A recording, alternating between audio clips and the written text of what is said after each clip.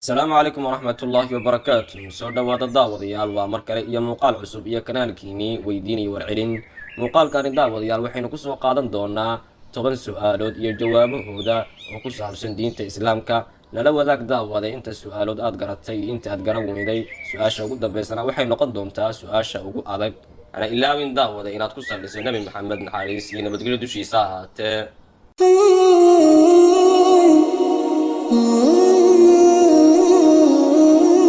su-aasha koowaad waxay ku leedahay waxaad sheegtaa makhluuqaadkii ugu horreeyey ee ku dawaafay kacbada, jinka, malaa'igta, dadka.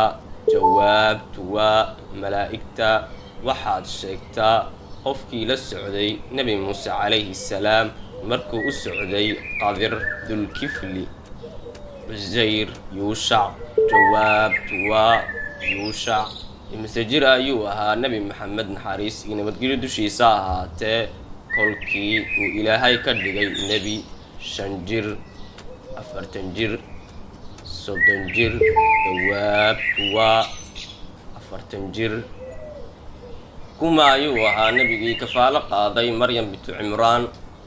muuse calayhi salaam, yaxya calayhi salaam, zakariya calayhi salaam.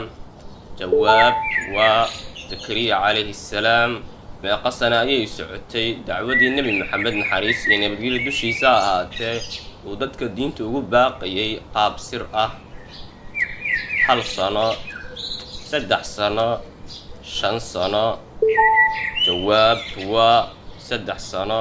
waxaad sheegtaa nebigii loo yaqiinay as-sidiiq maxamed sala allahu calayhi wasalam, yuusuf calayhi salaam, ciise calayhi salaam. jawaabtu waa yuusuf calayhi salaam.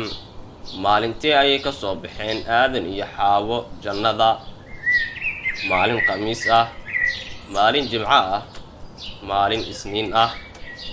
jawaabtu waa maalin jimco ah.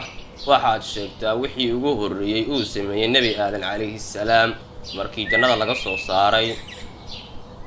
wuu hadlay, wuu hindhisay, wuu ooyey. jawaabtu waa wuu hindhisay. waxaad sheegtaa nebigii ka horreeyey nebi maxamed sala allahu calayhi wasalam? ciise calayhi salaam, muuse calayhi salaam, shucayb calayhi salaam. jawaabtu waa ciise calayhi salaam.